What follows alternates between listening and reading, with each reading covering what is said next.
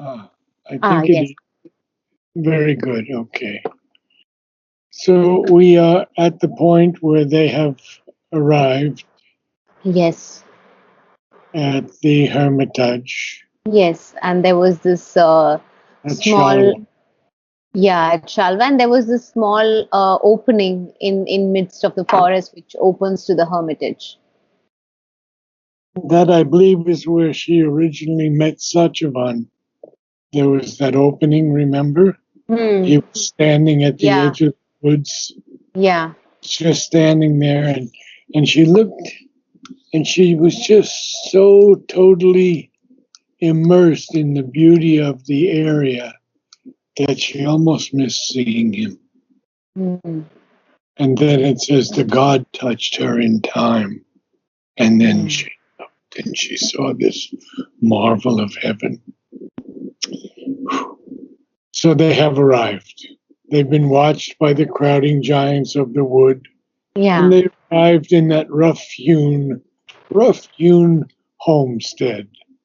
Yes. Okay, now where are we going to begin?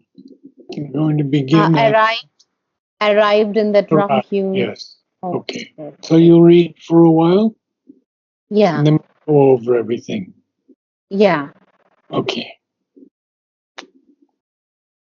Arrived in that rough hewn homestead they gave, questioning no more the strangeness of her fate, their pride and loved one to the great blind king, a regal pillar of fallen mightiness, and the stately, careworn woman, once a queen, who now hoped nothing for herself from life, but all things only hoped for her one child, falling on that single head from partial fate, all of joy, all heaven's Now, beatitude, all joy of earth.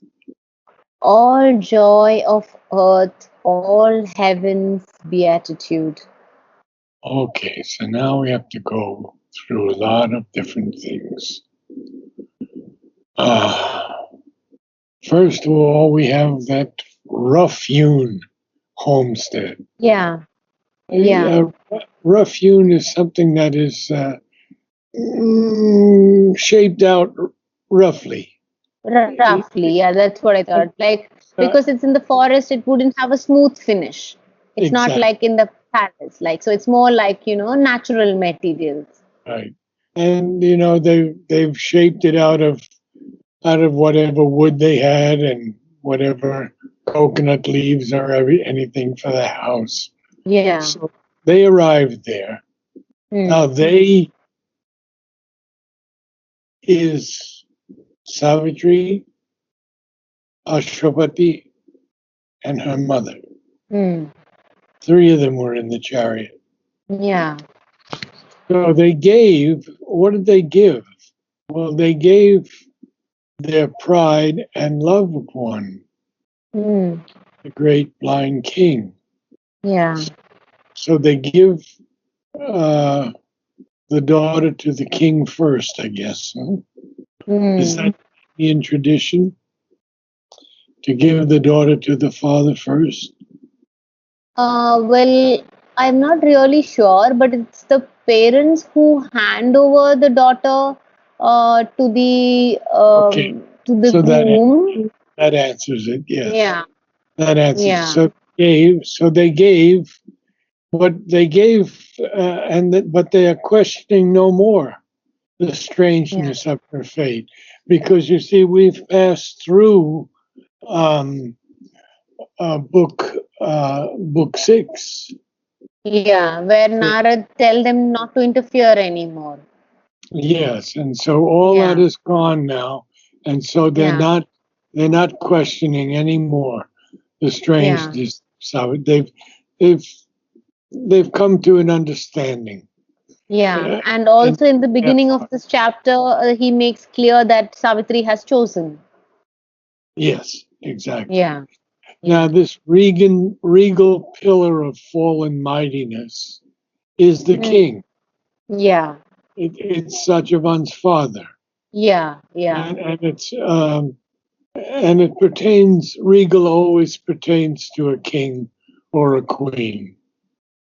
It's royal. Okay. Regal is royal. Roy. Yeah. Oh, it Yeah. always pertains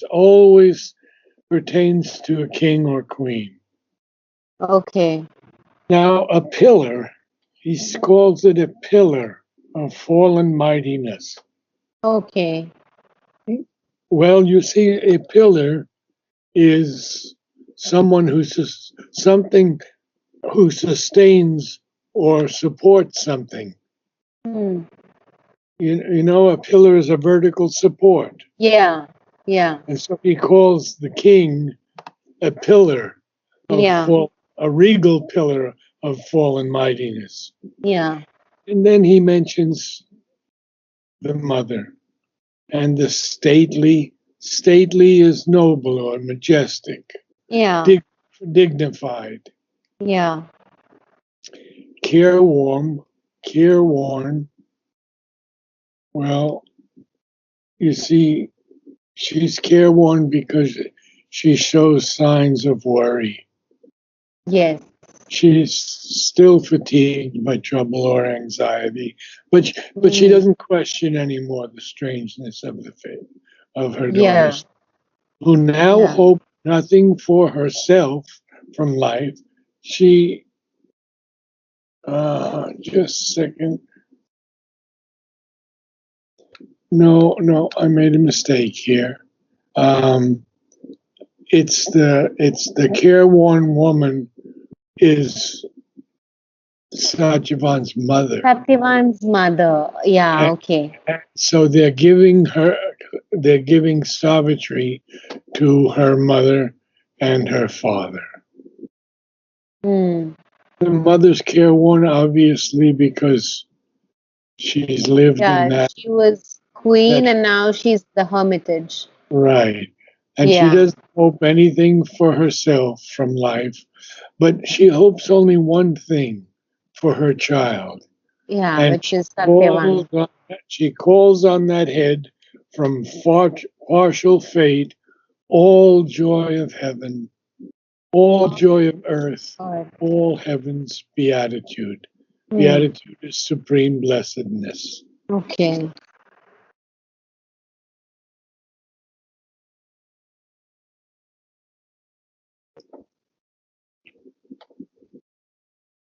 And I think we've done fate before. Yes, we have. Okay, so now you can continue reading because this is beautiful, beautiful.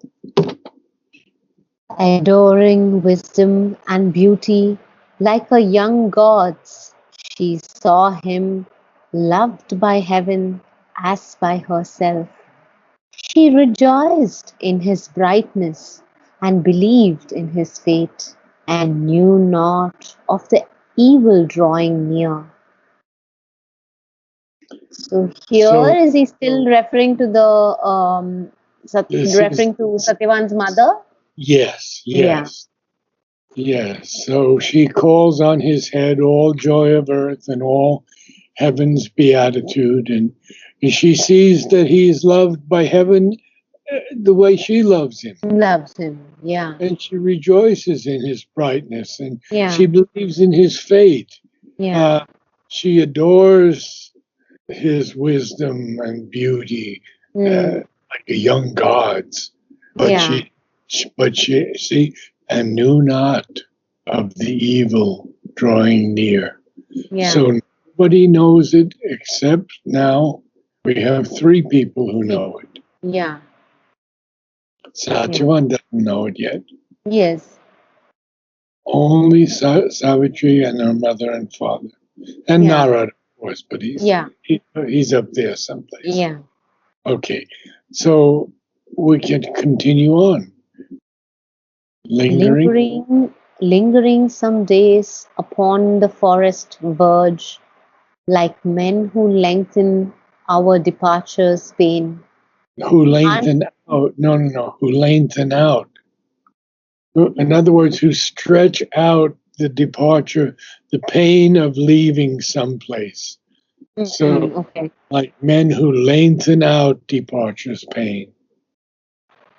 Lingering some days upon the forest verge, like men. You had verge before, and now you missed it. The first time you had it perfect. Va, va. Lingering some days upon the forest verge, like men who lengthen out departure's pain, unwilling to separate sorrowful clinging hands, unwilling to see for the last time a face, heavy with the sorrow of a coming day, and wondering at the carelessness of fate, who breaks with idle hands her supreme works. They parted from her with pain-fraught, burdened hearts, as forced by inescapable fate we part from one whom we shall never see again, driven by the singularity of her fate, helpless against the choice of Savitri's heart. They left her to her rapture and her doom in the tremendous forest's savage charge. It's a long passage, Yeah. but it's so powerful. Huh? So So, let me attempt. pardon? Shall I make an attempt? Shall you do what? Shall I make an attempt to see what he is explaining? Yes, go ahead.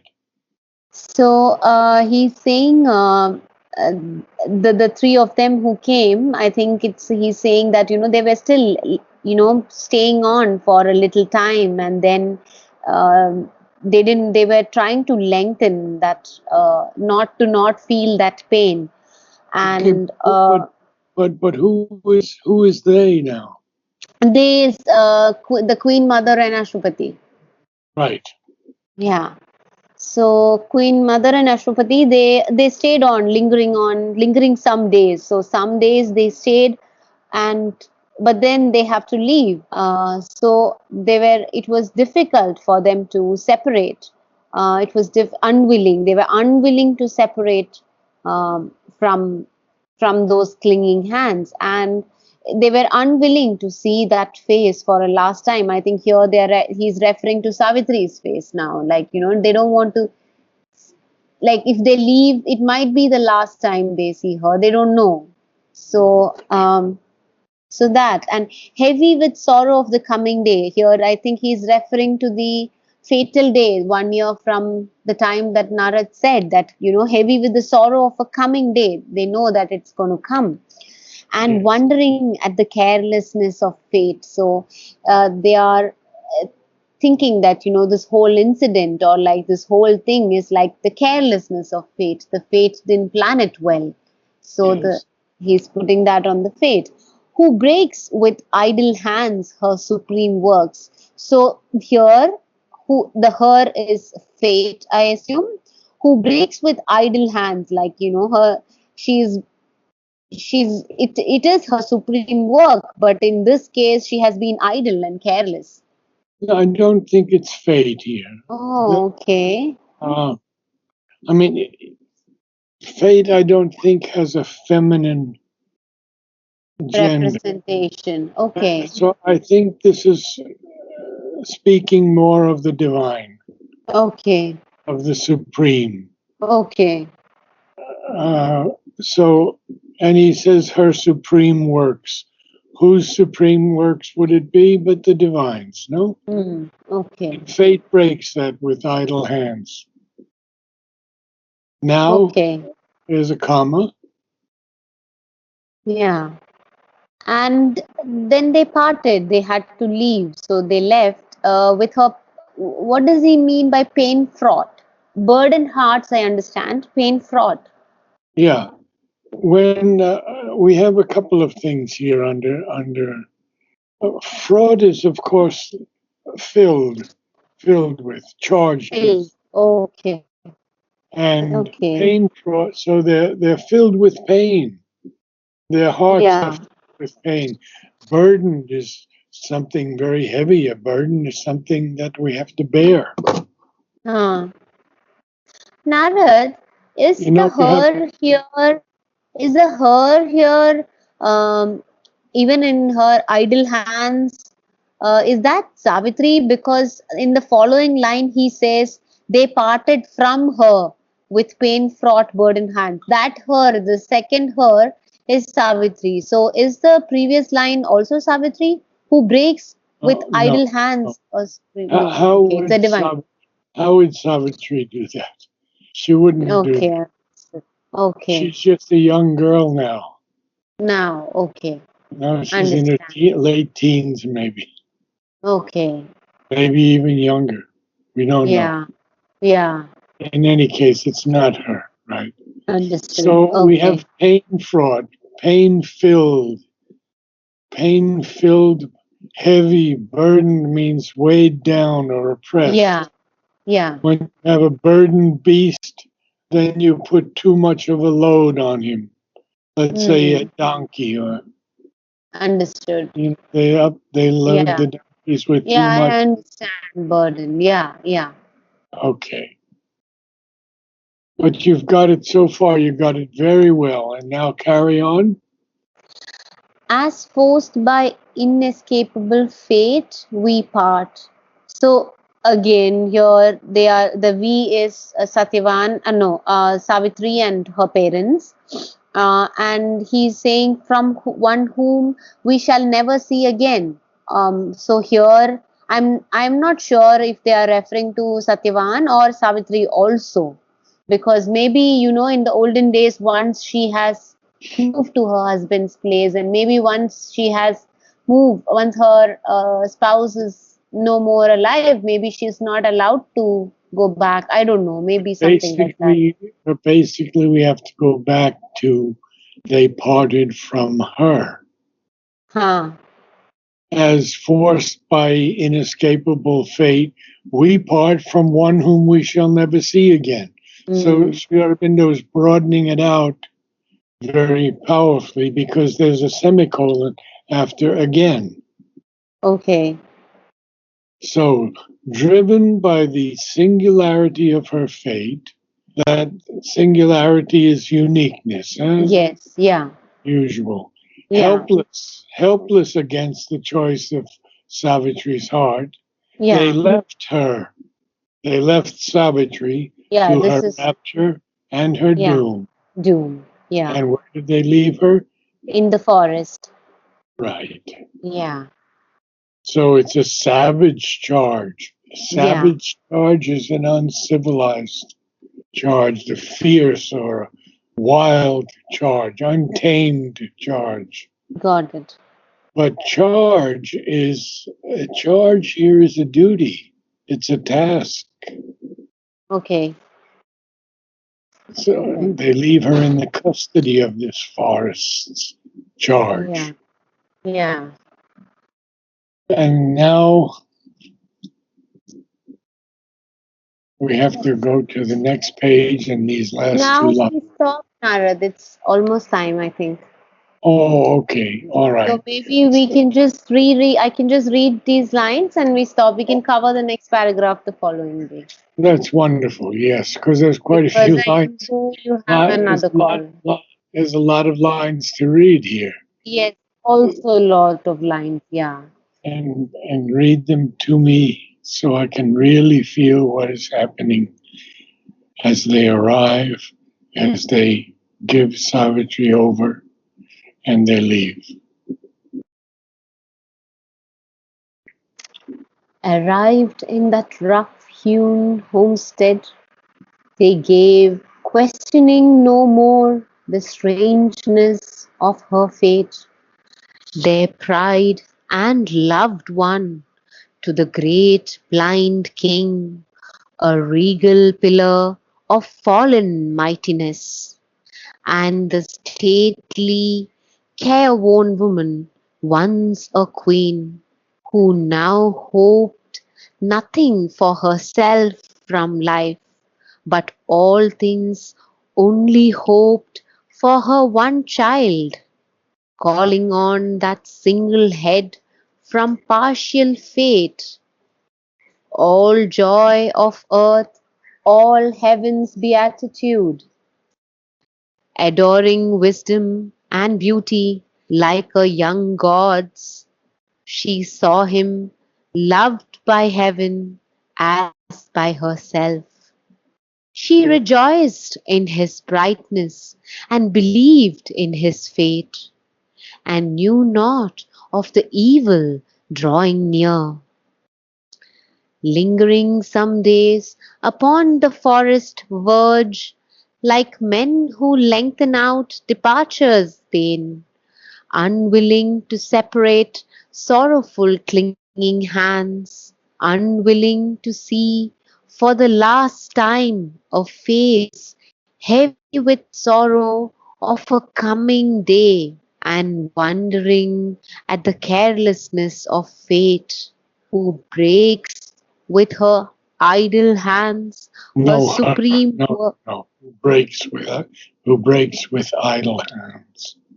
who breaks with idle hands her supreme works.